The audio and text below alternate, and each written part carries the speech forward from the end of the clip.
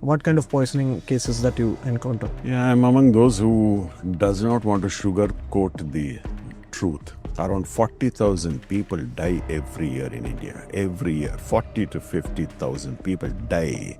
Can you imagine the number of bites? As a toxicologist, are you influenced by the police version initially? One need not go by what is written in the inquest report, because sometimes police mistake what they see. They're not trained. As near and dear, what are the most common mistakes that we do when we encounter someone who's poisoned? My view, what is to be done when a person is poisoned, for instance at home, is to do nothing.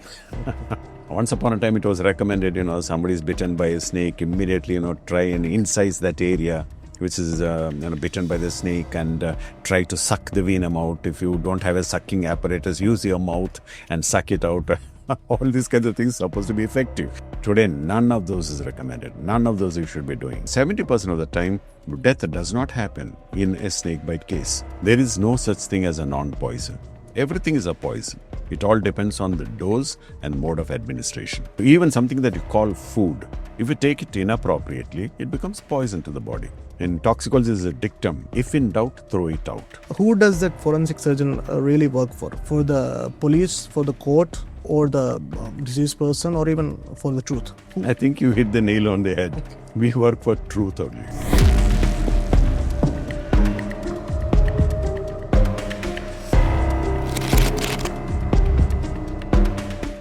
When a death is reported and the dead body reaches you, what exactly is the role of a forensic surgeon? Actually, forensic science is to do with unnatural deaths only.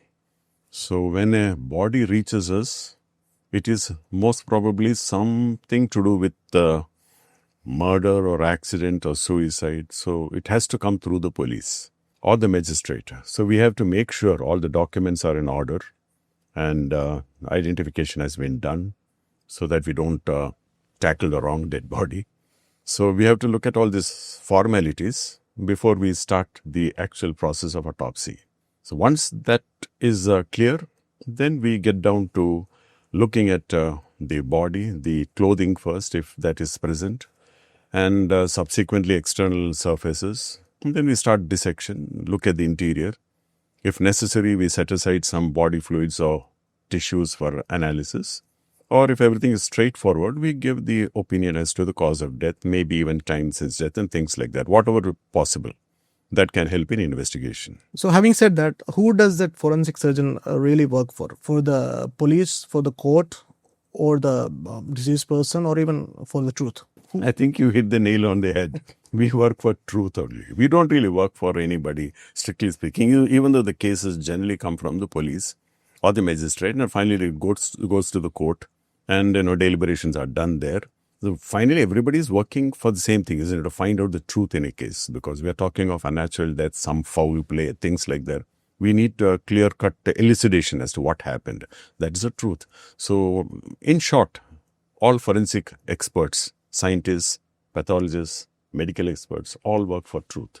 People, basically the layman won't have much of an expertise on what it exactly is. So what we say commonly is that forensic science revolves around three questions, like cause of death, manner of death, and the postmortem interval. People may not be aware of all these things. Can you briefly explain about all these? So forensic science is a kind of slightly different expression, even though some people would like to say that forensic medicine or pathology is part of forensic science. There's nothing wrong with that. Now, if you look at it overall, the kind of work that is done in forensic science is different from what is done in forensic medicine. So I would like to distinguish the two. In forensic medicine, yes, when we look at a dead body, the questions that arise are, number one, is that dead body identified? Do we know who it is? And if we do, then that's fine. But if we don't, then that is one of the things that we have to look at, try and help the police identify the body. And then comes the other things, how did he die? When did he die? Which is a cause of death, time of death, and anything else that can help with the investigation. So yes, the core questions are always identity, cause of death, time of death, and to some extent manner of death also. So in order to make it clear as to what is cause of death, what is manner of death, I'll put it like this. The person may die of something to do with his circulatory system or respiratory system or nervous system, that's a cause of death. What exactly actually led to the death? But how did that happen? That is manner of death. Was it an accidental kind of thing? Was it suicidal, or did somebody else do something that's homicidal? That's manner of death. And we do have a role in that, but that is actually the domain of the police. Police are investigating that aspect. They would like to have some input from the forensic medical expert or pathologist with regard to, can you help us find out all these things? But it's not really the direct responsibility of a forensic medical expert. And in our country, postmortem certificates generally do not have that column, manner of death. It is only cause of death. But of late, more and more medical colleges are adding that also. There's nothing wrong. What's your impression? I'm talking about the doctor. What's your impression at the end of the whole thing, the dissection, all that? Could this be, foul play? Could this be an accident? Could this be so? Just mention if you have an opinion. You don't have an opinion, just say, I don't have any opinion on that. It's like that. It's always been like that in the West. So manner of death is kind of additional thing, but the basic, thing that a forensic medical expert should focus on is the cause of death, certainly, and the time of death. Everything else is additional. As a toxicologist and a head of the department, you must be encountering with a lot of poisoning cases also. Yeah. So there is a popular belief that poisoning cases have reduced, poisoning deaths have reduced recently. Is it so, or if not, what kind of poisoning cases that you encounter? Yeah, I'm among those who does not want to sugarcoat the truth. And the truth is that the incidence is still pretty high. I'm not very sure whether there has been a slight, kind of dip in the incidence. I hope that has happened and is happening, but it is still not enough. And the incidence of poisoning and incidence of mortality from poisoning is very high in India. To give you an example, just from one entity alone, that is snake bites, around 40,000 people die every year in India. Every year, 40 to 50,000 people die. Can you imagine the number of bites? And a country like Australia, which has got venomous snakes which are deadlier than those seen in India, what's mortality like? About 4 or 5 deaths per year. Where is 4 or 5? Where is 40,000? But what about chemical exposure? What about drug toxicity, therapeutic drugs and otherwise, and so many other kinds of things, all put together? The main fault lies in the fact that doctors are not trained effectively enough in managing poisoning cases. Aside from all the other things which also need to be addressed, as a doctor I'm telling you that I need a lot more emphasis by, for instance, the National Medical Commission on toxicology. Make it a maybe independent specialty, make it attractive for doctors to specialize in, because that has not really happened in India, and we need to develop the specialty of toxicology and train doctors better in diagnosing cases, in managing cases, in maybe even prevention of poisoning, all this kinds of things. That is where I think the difference will come about, as far as especially mortality from poisoning is concerned. Some cases, the police already has a story that it's a poisoning case, especially like cases like Sunanda Pushkar case and all. But eventually, as a toxicologist, are you influenced by the police version initially? See, in every case, when the police says something, we have to listen, because they are the people who have gone to the scene. They have interacted maybe with the people there, and they have already done a preliminary kind of investigation, so they've got some kind of idea. So always a doctor has to pay attention. And in fact, with every body, there is a document called the Inquest Report that needs to be scrutinized, that needs to be read, and that's written by the police. But one need not go by what is written in the inquest report, because sometimes police mistake what they see. They're not trained. What they see on the body, how to interpret it, they're not trained. So they may write as to what is their interpretation, and that may be wrong. When you finally, dissect the body, you have to correct that and tell the police that what you saw is not what it is. I'll give you an example. There was this case where a woman, this is in my own experience as a postgraduate student long ago, and the case was actually handled by my professor. And this was a case of a woman whose body was found near the back door steps of the house. And when the police were called, it was the owner of the house, not really owner, the person who was renting that house, a retired army officer who was more or less a drunk, an alcoholic. He called the police, and the police came and looked at the body, and they found what were looking like injuries on her, mainly, chest and neck area and all that. They thought definitely this is some kind of violence, and so they suspected this man because he was staying alone. He was a drunk, and this woman was his maidservant, and she was staying in an outhouse. And something, fishy about the whole thing. And this man was somebody who was dishonorably discharged from the army. So he had a history of, kind of problematic. Body was brought to the mortuary. The injuries are mentioned as, abrasions and things like that on the chest and neck by the police. And my professor was there and I was there, and professor looked at the injuries and asked me, so what do you think? Then I looked at it, and one thing struck me, what I talked about earlier, vital reaction. That is not evident in the so-called injuries. I said, this looks like postmortem injuries. And he said, that's pretty good. So what do you think, could have happened? Why are there postmortem injuries on the neck? And then it struck me, maybe we should go to the scene. Because this looks like a kind of ant bites, on the body and not really actual injuries. And the professor said, I've already asked the police to take us to the crime scene or the incident where this happened. And we went in the afternoon, we went there and we looked at, that place, and we could see a lot of red ants near the back door steps. So you saved a man. Yeah. Yeah. And the professor said, so that is clarified. Now I would like to ask you, what could be the cause of death? And I said, I'm not very sure. And he said, you see that back of an air conditioner jutting out near the back door. That is a cause of death. I didn't really understand what he meant. Then he said, you did not observe what I did in the mortuary. And I didn't tell you also deliberately because I wanted to learn all this. Her hands were curled, kind of rigor mortis. And when I was not observing, he uncurled the fingers and looked at the palm. And I believe he saw characteristic, electrical injury mark. And he came to the scene not really to clarify about the ants. He was fairly sure the antibite erosions. He wanted to know what caused that electrical injury on the palm of her hand.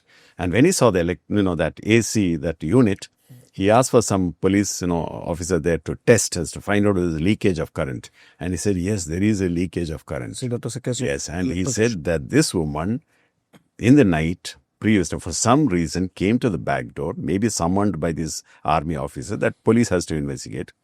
And there may have been a kind of altercation on the back door step. Maybe he did something physical. Maybe she tripped, on the back door step. She wanted to reach out for something. She reached out for this AC unit. That was leaking current. She got an electrical shock. She died immediately on the back. The army officer did not actually kill her. He didn't have any intention. He may have slapped her, whatever it is. He may have shut the door and gone back in, not realizing that actually she is now lying dead on the back door step. So when in the morning he saw her, he genuinely did not know what happened and called the police. And it was exactly like that when the police investigated that transpired. I mean, just see this, the kind of observation that can turn a case on its head literally. Police brought it as a kind of physical altercation leading to death. Yes, there was physical, but the actual cause of death had nothing to do with that physical altercation. It was something to do with, electrocution. Any case of unusual poisoning or anything like that? Unusual poisoning, yes, there are so many.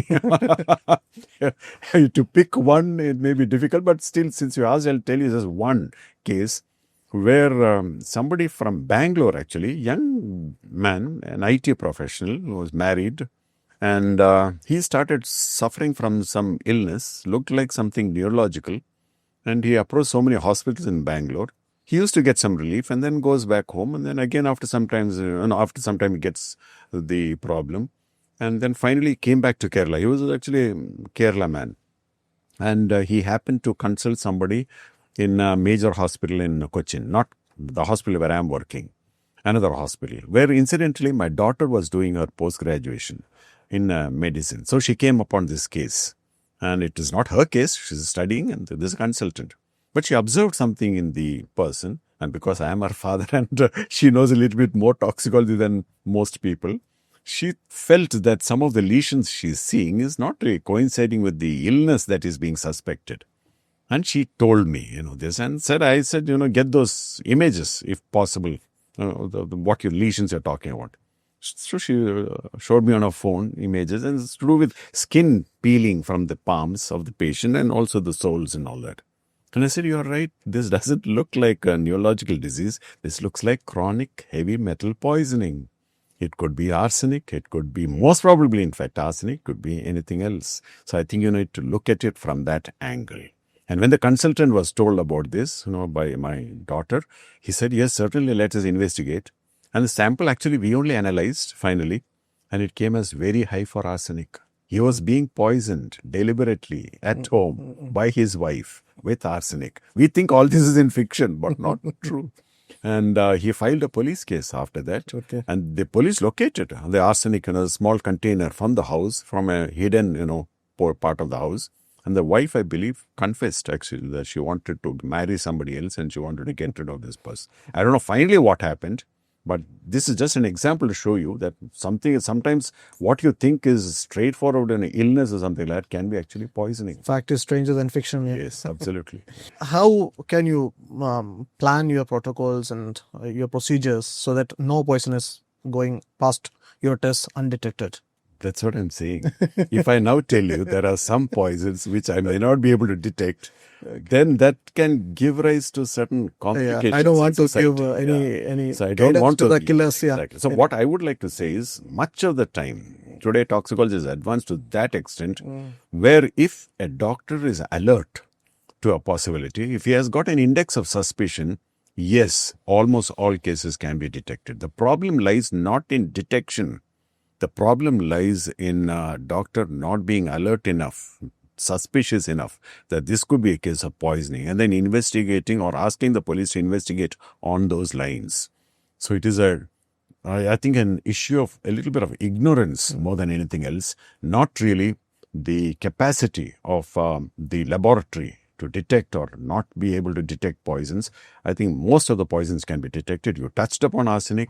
Arsenic, now we have got excellent technologies. A marsh test and all that is kind of relic of the past. We don't use those kinds of tests anymore.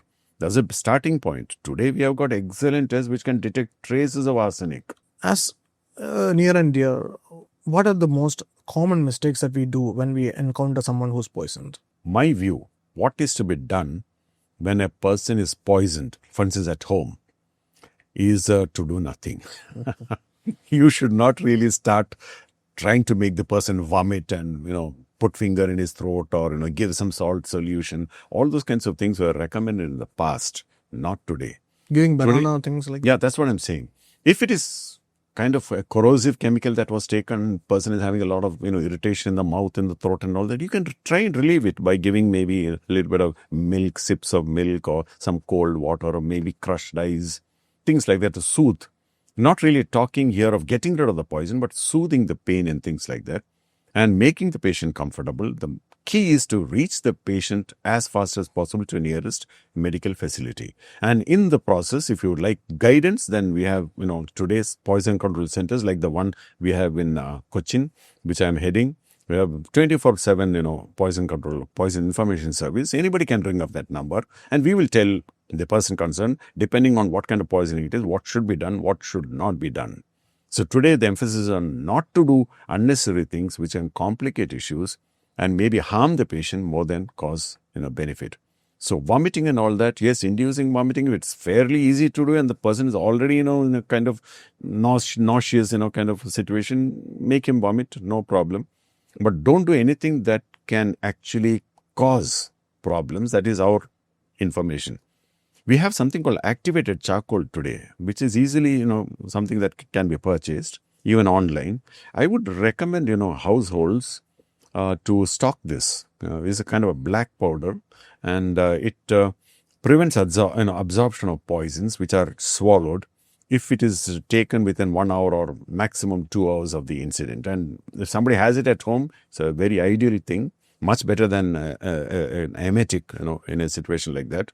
So I would recommend that activated charcoal. It's not, within the scope of this interview for me to go into the details, but that is something that's easily available that can be just mixed in a glass of water and given to the person. He can just drink it. It's not very pleasant to drink, but yes, once the patient drinks, almost all the poisons, most of the poisons, it can prevent absorption from the stomach and we don't see that kind of complications that we would have otherwise seen.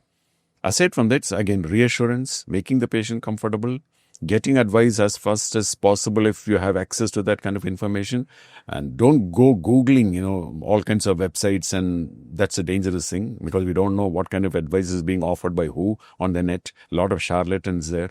So I would suggest that key is to try and reach the patient to the nearest hospital as fast as possible. The same goes for real life emergencies related to snake bites also. People do a lot of things which are not really necessary. Can you enlighten us about what to be done and what not to be done? Snake bite is the real area where a lot of things which should not be done are done.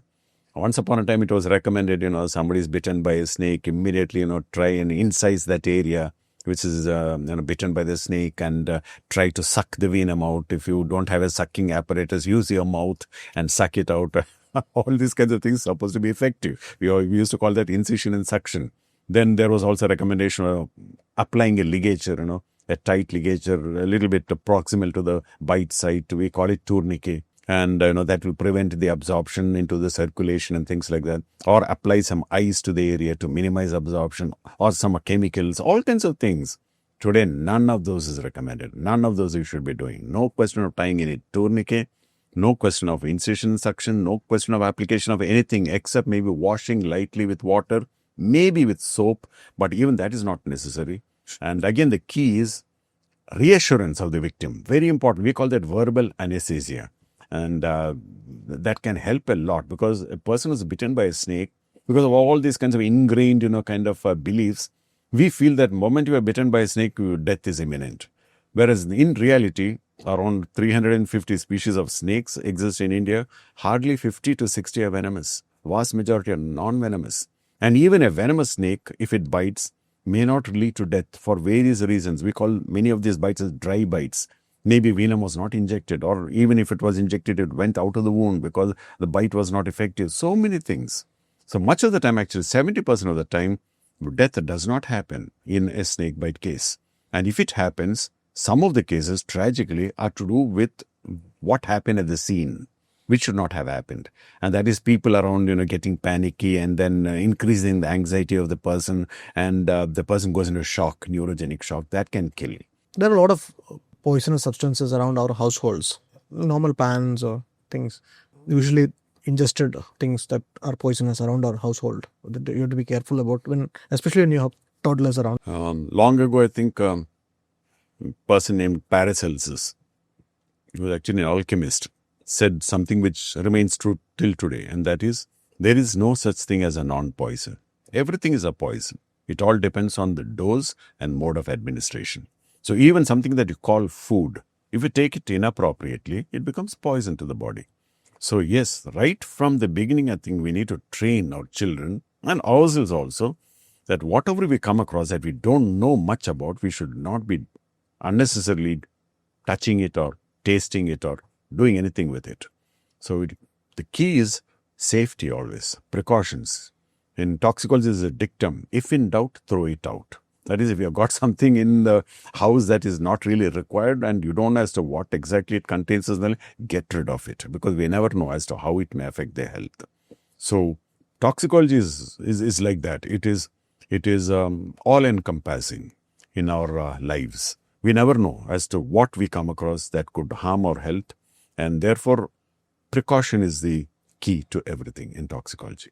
Consider almost anything that is there around you as potential poison. You touched upon toxicology a lot. Coming back to the forensics, have you ever faced a situation in your life as a forensic person that a fingerprint hasn't really worked in the court? Like, is it a ultimate proof as such? Yes.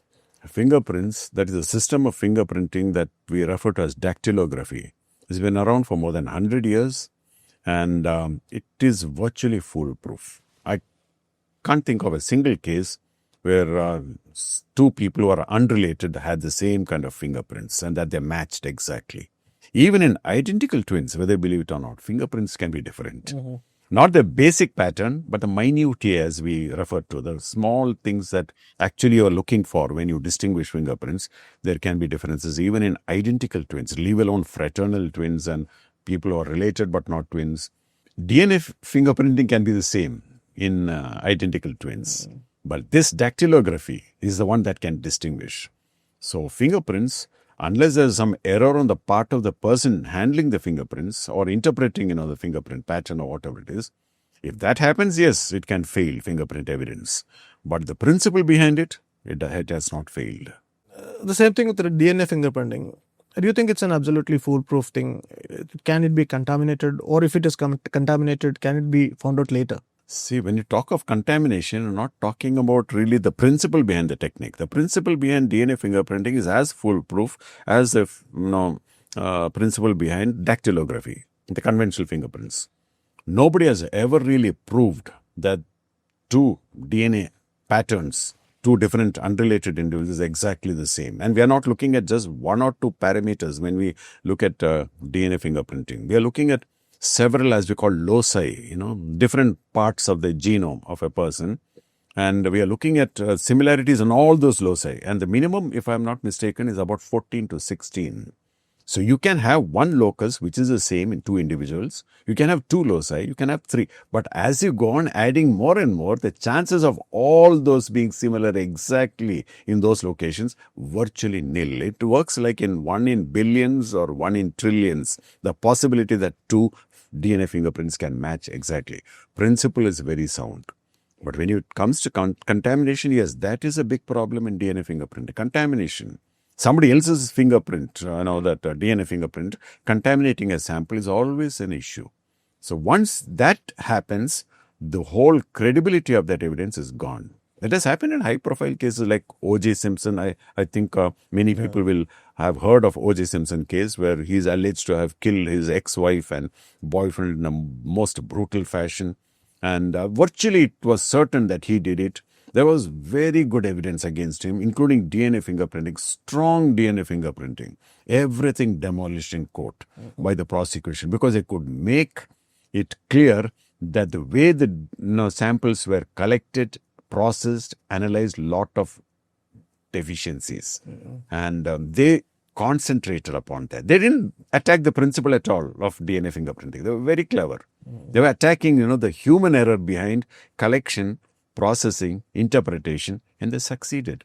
And the DNA fingerprint failed in that case. So DNA fingerprint can fail not because the principle is not good, but because of human error, negligence, contamination, all these kinds of issues. One of the toughest tasks as a clinical forensic person that you have to do is to attend to the rape victims, usually the examination of the rape victims. What are the most common mistakes that usually the government system does in examining the DNA, collecting the DNA of the rape victims that will contaminate the DNA evidence forever? Now, since you raised it, I have to say that the way rape cases are investigated from the medical point of view is not very satisfactory in India. I mean, this is my personal opinion.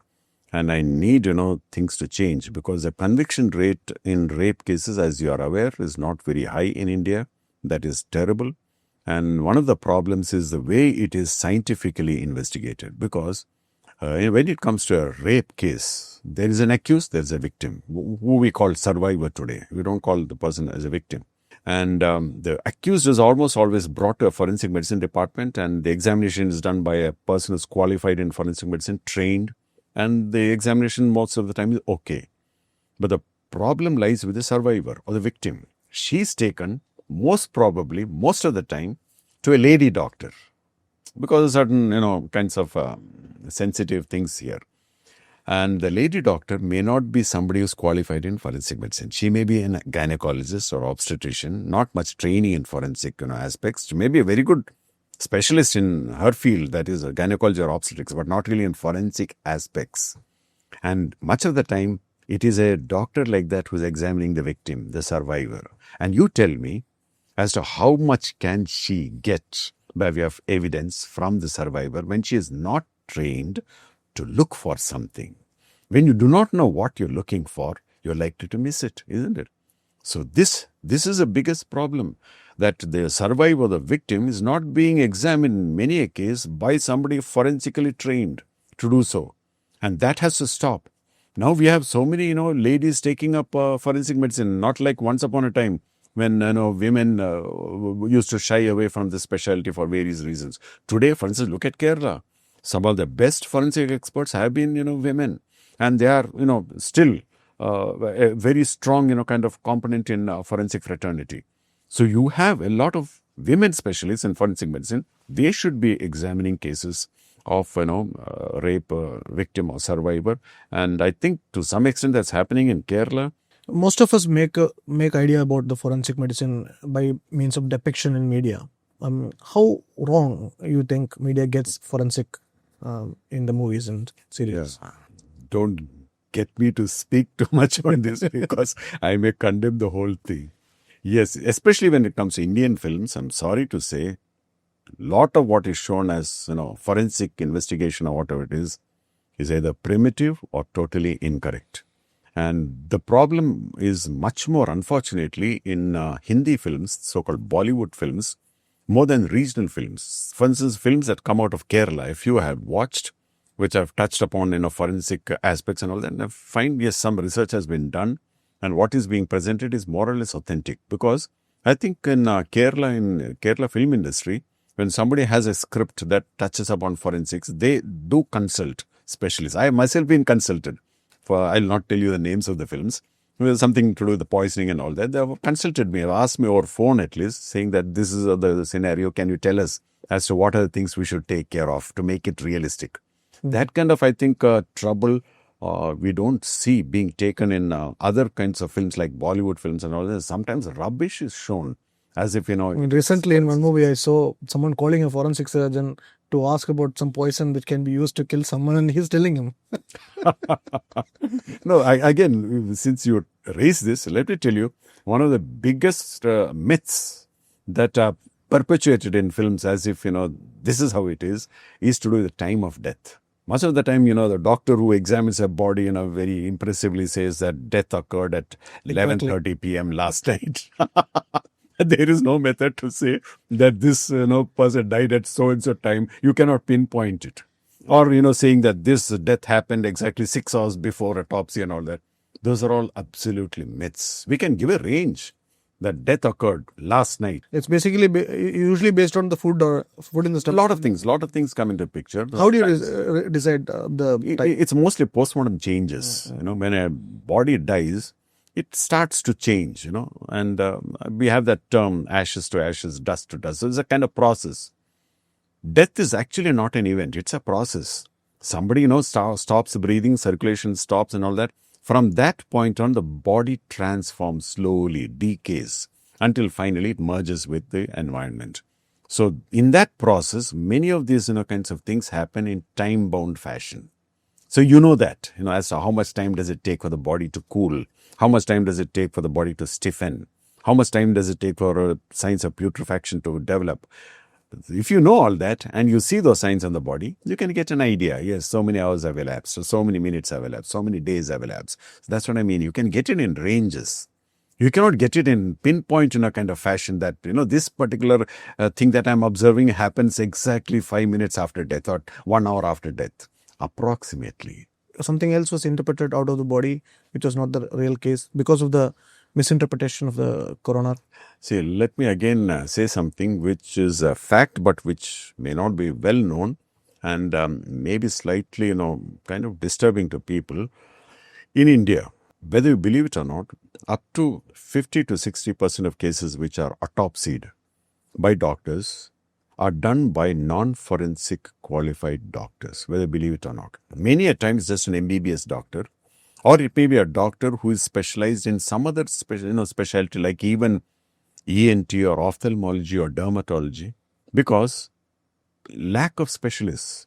This field is not very attractive to an average student who is graduating. So there's a huge shortage of forensic medical specialists. As a result of which, police are forced to take bodies for autopsy to untrained doctors. And so naturally, you're going to miss a lot of things in a lot of cases. And that is accepted, widely accepted, even though not spoken out loud, that a lot of cases go under the radar because they were missed. And that is because it was a doctor who was not trained in the specialty who did the examination. That is tragic, truth. In some cases, at least, some of these mysterious deaths, you sometimes recover only the bones of the person or the skeleton maximum. So from that bones or skeleton, is it possible to find out the sex of the person, the height, or the trauma he faced, or age of the person, so things like that? Certainly. Skeletal remains, once upon a time, were a kind of tough nut to crack. But not so today. A lot of improvement has occurred in what we call anthropometry, anthropology, forensic aspects. And we have a lot of techniques, a lot of methods to find out, even if you get isolated bones or fragments of bones, as to what could be the sex of the individual, what could be the age, what could be the height, and so many other things we can get. It all depends on how many bones you've got, which part of the body are they from, and whether they are intact or they're fragmented or they're burnt. So depending on that, we can find out a lot of information by examining skeletal remains. So just because you got only the skeleton, is it possible to find out who it is? Yes. So there are so many cases recorded where only skeletal remains were obtained and actual identity was established perfectly. Right from the so-called Buck Ruxton case, which happened in the 1950s, I think, in UK, where incidentally it was an Indian doctor who was involved in the case, a Parsi doctor. His name was actually Bakhtiar Rastamji Hakim, who went and changed his name to Buck Ruxton. And he was a doctor who was pretty okay in his practice and all that, married an English lady, and then he had marital problems. And one day he killed her. And unfortunately, there was a witness, a maid who was there. He killed her also. And both bodies he disposed of in a very scientific manner, cut off the fingertips, so many things so that fingerprints will not be obtained and they cannot be identified. Scattered the remains in so many parts in the wild. They were all retrieved, most of the things, in the form of mainly skeletal remains by the police after several days or weeks. And it was given to one of the most famous forensic pathologists of that time by name Professor Keith Simpson. And he assembled that. I think, I'm not very sure whether it's Keith Simpson. No, it was somebody else, another forensic pathologist. I cannot recall the name exactly, but he was in the same classic category as Professor Simpson. And he, Glaister, I think, Professor Glaister, he, along with an anatomist, both of them joined together and they could build up, complete identities as two separate individuals from the collection of bones that the police brought. And when they were given all these, kinds of photographs and all that of the deceased women, they could utilize some techniques like superimposition and all that to find out as to which, skull belongs to which person, all that almost perfectly. And on the basis of that, the case was solved. Buck Ruxton was arrested. He confessed. Subsequently, he was executed also. Being a person in forensic science, forensic medicine, you've seen a lot of death in your career, throughout your career. So having seen all those mortality, what is a single advice that you want to give to all the living persons about the phenomena of death? That is a very profound, kind of thought. Yes, what you are saying is something that is thought-provoking. And if I think about it, I would like to say that the single most important thing that I have learned by observing so much of mortality, so much of death in all its forms, is that it is the greatest equalizer at the end of the day.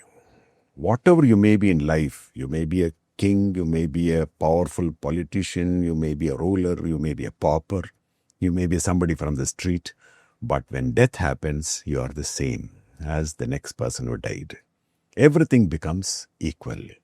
So it's a leveler, it's a great leveler. And that should actually induce that sense of humility in us, that whatever we are in life, once we are dead, we are just like somebody else.